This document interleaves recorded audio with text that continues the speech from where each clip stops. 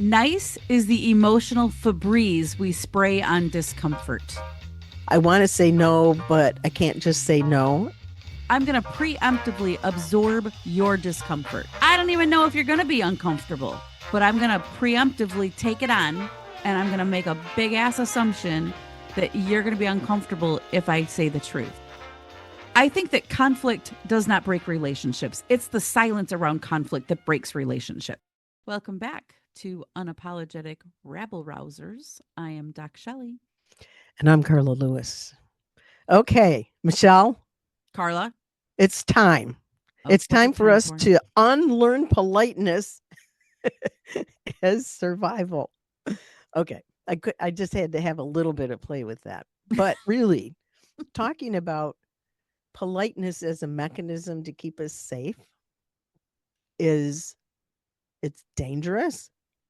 There's a ton of risk, and one of the things that we want to be able to really chew on today. Oh, I'm sure we'll chew on many bones, but detangling kindness from compliance. Mm-hmm. Kindness from compliance. So, looking at the whole notion that in order for me to be safe, I'm going to maintain a very kind, polite, and as we talked about in the last episode, quiet in the corner, but detangling this from that notion of compliance. And what's curious for me about this is compliance as defined how? Compliance to my own perspective of where I belong, given the conditioning that we talked about in the last episode. Compliance to what is being asserted in terms of what is proper behavior, proper positioning, proper voice, whatever. So this I can't wait to hear where we take this. So how would we start it? What are your thoughts as we just let's just tackle this notion of politeness? Yeah, nice, nice. No, we don't like nice. Nice. I know. That's what I'm Okay. saying. Okay. Nice keeps people comfortable. Nice. I heard this the other day. Let me think about this for a second. What the hell did this guy say? Nice is the emotional Febreze we spray on discomfort. Oh, oh, oh, I love that. Nice. That's Yeah, isn't that good? Nice is the emotional Febreze we spray on discomfort. that's got to go into the bumper sticker shop. Right? I laughed so hard when he said this. Oh my god. You know how I I can feel write about that nice down. versus kind, right? Kind Yeah. keeps everyone honest. Nice keeps people comfortable. Oh my. Kindness is truth. Kindness has a spine. Kindness is the friend who goes, "Hey man, that ain't working." But Yeah. most of us were raised to be nice because it keeps the peace. And here's the thing I really want you to think about. Nice also keeps you invisible. Mm. Some people like to be in the background and they like to be invisible, but not that invisible. And I'd even want to push on on the word you used as like. They like to stay Mm-hmm. in the back. It becomes, but if it's being used as a survival tactic, then hiding from the saber-toothed tiger that's dressed up like the meeting leader or the coach or whatever, it's not really something you do because you like it. So You're conditioned to yeah, do it. I'm still stuck on this whole nice is the Febreze we spray on And discomfort. discomfort. I so love that. That just the imagery. Mm-hmm. I just thought, okay, okay. And imagine now, as you're listening to this, is imagine you come up against a situation where it's like, oh God, I am not comfortable right now. Okay, what's the best way to get out of this? How do I relieve this stress, this whatever it might be? And so we spray a little nice all over it, Mm-hmm. a But think gentle about, excuse yes, I of, was going to say, let's dig in. And what does that mean? Yeah, a nice little gentle excuse. What else? excuse covers many of them because I was going to use things like, no, I want to say no, but I can't just say no. And how many times have we discussed one of my other favorite bumper stickers, which is no is a complete Is a complete sentence. sentence. But coming up these excuses, we fabricate tales to somehow make it okay that what we really want to just say is no. Mm-hmm. No, thank you. Okay, we make excuses. We might avoid. I mean, avoidance is another way. Mm-hmm. Or my favorite, I'm sorry. Could I add something to the conversation? I'm sorry. I have something to say. I'm sorry. I have a question. We apologize before we even say anything. So disqualifying it before it's had a chance to even enter the space. Yeah. Some people soften their tone, they become very quiet. Now, sometimes that can be intentional, right? And so I know some people who will soften their tone so people lean in to listen. But It's a are great, you and it works. but are you doing it because you want people to lean in to listen, or are you softening your tone because, ooh, I just want to be polite here. I don't want to raise my voice. I don't want to have an emotional reaction to this. It's like politeness becomes emotional crowd control. Oh, please say more. I'm going to preemptively absorb your discomfort. I don't even know if you're going to be uncomfortable, but I'm going to preemptively take it on, and I'm going to make a big ass assumption that you're going to be uncomfortable if I say the truth. If I don't soften my tone, if I don't apologize before I speak, if I don't come in with an excuse. And and I'm much more comfortable fabricating the whole premise for whatever it is I'm about to say or do than I am getting to the heart of it and discovering whether or not. I love that. I love that challenge. Yeah, That notion that the assumptions are driving the decisions we're making and they're untested. right. But they are, however, fed from either the disquiet we're feeling for whatever reason we are, or that conditioning that we're bringing forward Mm-hmm. from eons of be nice, be quiet, The don't conditioning, it all rock the comes back boat. to the conditioning. Yes, it does. And like, really think about this though for a minute. The more you protect others from your truth, you are abandoning yourself in that. Like, just try that on for size. The more you protect others from your truth, the more you're abandoning yourself because you're so worried about controlling everyone else's emotions. And is there a component of it, Michelle, where it's not even just about taking care of others? It's that you don't want to have to face what it is that might come in response. But why should we have to face anything in response? Who cares? If I'm going to be honest with you, I'm going to be I'm going to say it with kindness. I'm not going to be an asshole about it. Why should there be a repercussion in that? Because we And fear conflict. okay. It comes down to conflict. And I think there's a myth that conflict means you're disrespecting me. I love conflict. I love a challenge when it's done respectfully. Like when you come at me and you hurl a bunch of personal insults at me, that is not conflict. That's you being a jerk. I was going to say something Oh, else. well done. Well done. I self edited.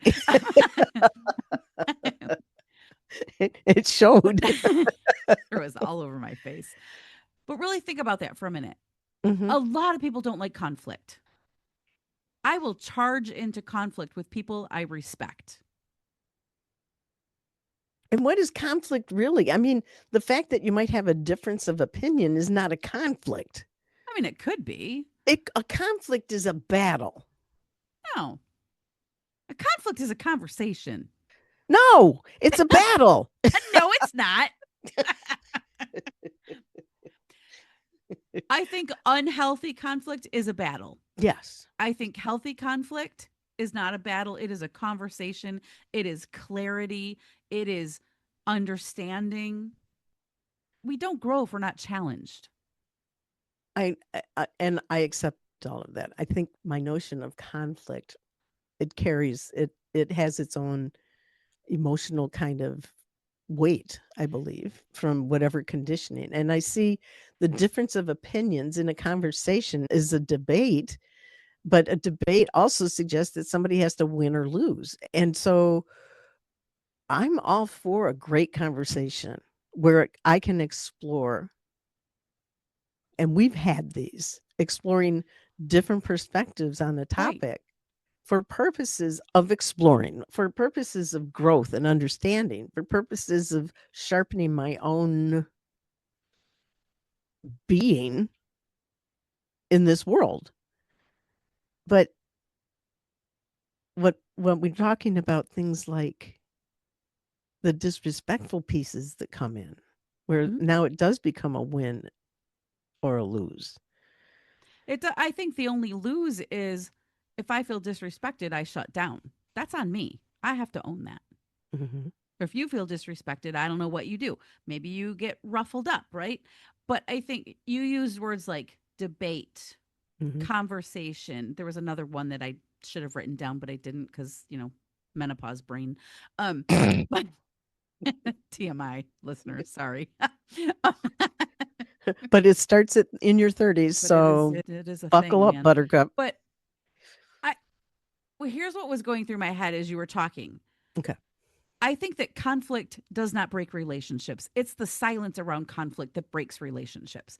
When we are quiet, when we silence ourselves, we silence others, and we do it in a way that says, I'm going to control, I'm not even going to venture into, you might have an emotional reaction to this conversation. So I'm going to protect you from it by Mhm, not sharing what I want to share.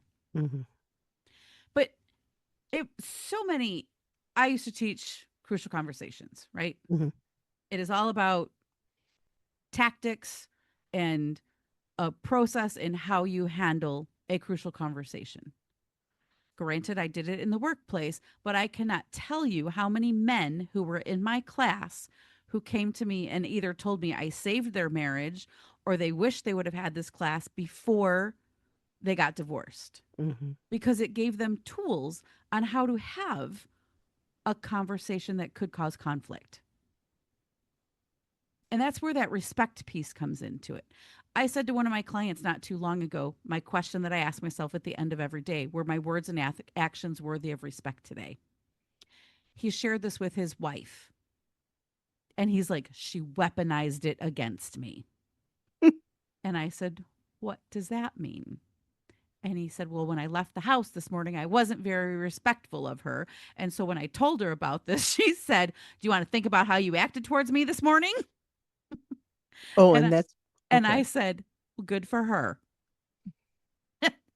And he was like, I was just thinking about it in the workplace and what how great that was and how that would help me be a better leader. I wasn't thinking about my personal life and how that could make me be a better husband. So I was like, Wow. when they have conflict, he's a complete jerk to his wife. And now that he's got this thought in his head about were my words and actions worthy of respect, they can now have conflict and he doesn't, I won't say all the time, but he controls the jerkiness a little bit more than he has in the past. So he's like, just that sentence has helped me manage conflict a little bit differently and see it differently. But it comes down to not wanting to be right all the time. Like you have to Yeah. leave space that your story is wrong. And that's hard for people to do. Look at their own story Mm-hmm. and find that it is flawed. Mm-hmm. That notion about the stories that serve us and the stories that don't. Yeah. Yeah. And I think there's a huge story in disagreement means that you're rude, you're ungrateful, you're aggressive. It comes back to you're too much because now you're Mhm. disagreeing with me. I'm the boss. Rah, rah, rah. I'm your Mhm. leader. Rah, rah, rah. You should listen to me. No, Like disagreements are fine. Have the conversation about it. So when we don't Yes. have the conversation, we it, there's just nowhere to go. So I think when we think about that myth that conflict equals disrespect, we've got to change that story. Conflict is not disrespect. Debate is not disrespect. Disagreeing is not disrespect. It's really that simple. And And yet, yet, not at all simple. right, because two targets in that disrespect. The first is you personally. Yourself. Yes. Yeah. If you're not being true to yourself, you are disrespecting yourself. Mhm. Full stop. Mhm. And if you are engaging with another and consciously or unconsciously, you are doing things to demean, diminish, to put that other person in a place of feeling. Less than. Sorry, I didn't mean to complete your sentence. That's fine because that's what happens, you know? I That was but funny. it's yeah, exactly. Yeah. Exactly. And I think when people think of conflict, I could be wrong. This is an untested Shelley assumption. I think when people think about conflict, it means I have to be really direct and then I have to explain myself, and they say too many things. I Mm. think about giving people feedback, whether it's in the workplace, it's in life, whatever. Nobody just comes and says, I'd like to share something with you. This may or may not land with you. I had an observation. This is what I saw. No, we come in with, oh, well, I want to give you some feedback. First of all, feedback causes everyone's brains to go haywire. And then they talk and they talk and they talk and they talk and they talk. And I'm like, the hell's your point? What are you trying to give me feedback on? You've said 8,000 words when 22 words would have gotten the point across. It's too And much. It's kind of like saying no, like let that be the full sentence. But yes. no, we go, well, I don't think so. Well, no, because blah, blah, blah, blah, blah, blah, blah. Nobody Gets cares back about the blah, blah, blah, blah, blah.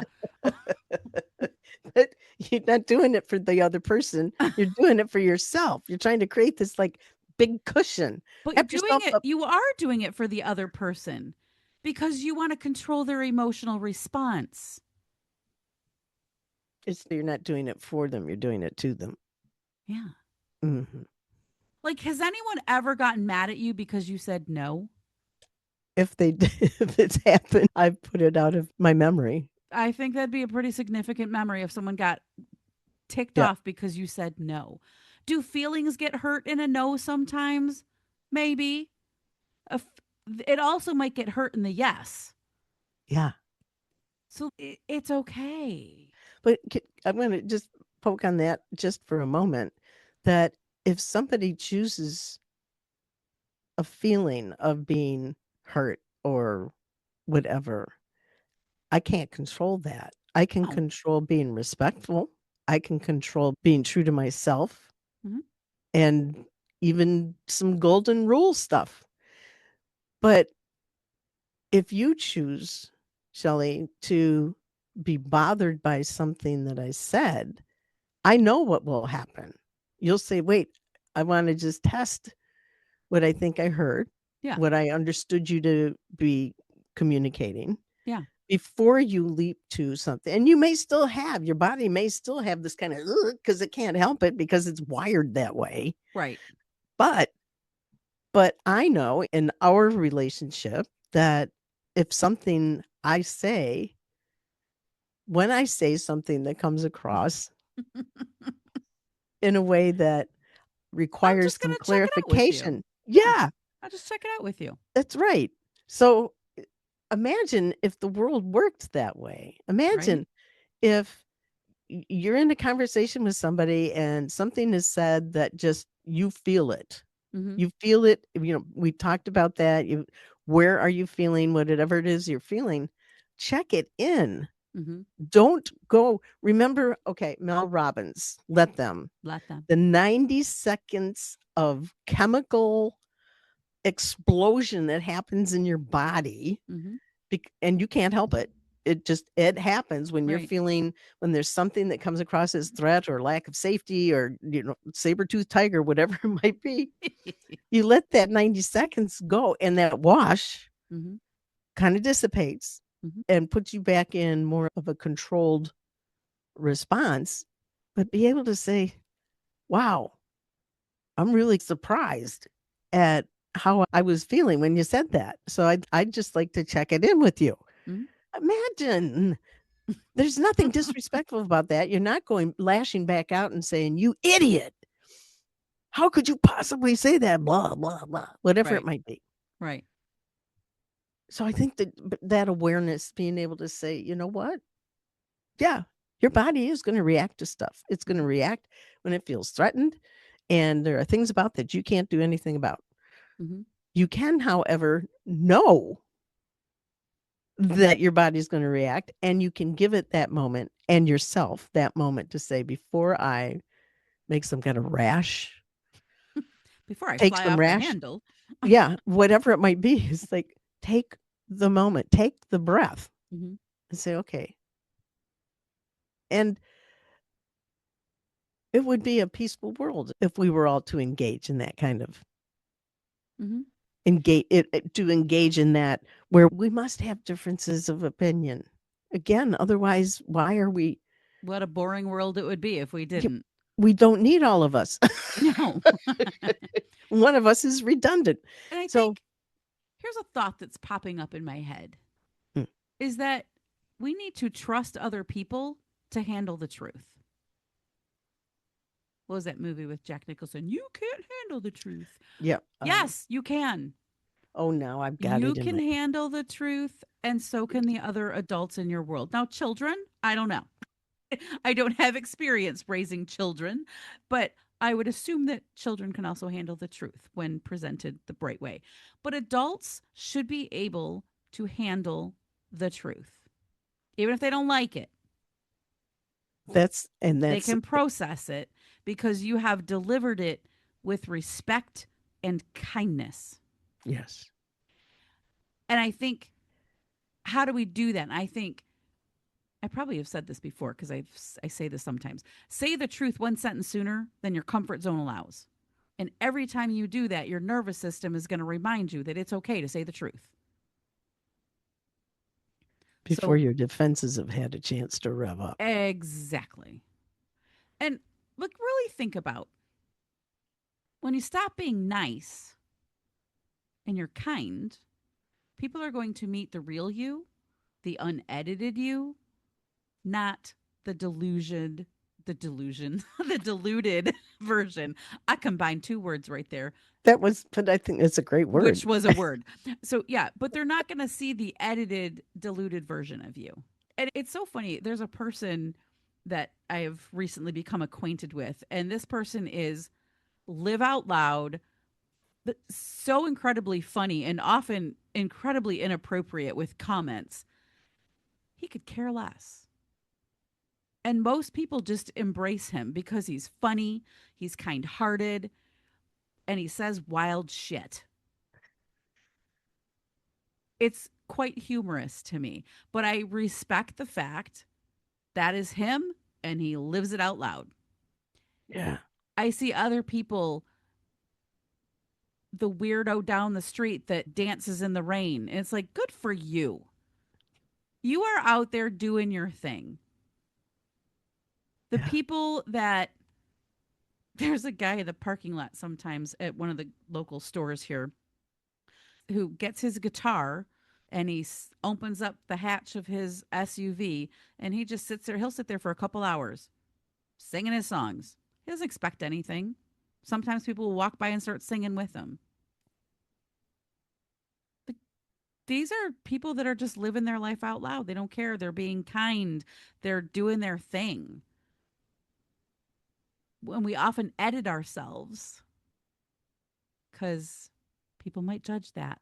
People might judge what I have to say. People might judge the truth that I have to say. Let them. So really think about, where are you confusing niceness with kindness? And what would kindness look like if you weren't afraid? Mm. let that land. And with that, I'm Carla Lewis. I am DocShellie. Thanks for tuning in today. We'll see you next week for another episode. The more you protect others from your truth, the more you are abandoning yourself. Say the truth one sentence sooner than your comfort zone allows. And every time you do that, your nervous system is going to remind you that it's okay to say the truth.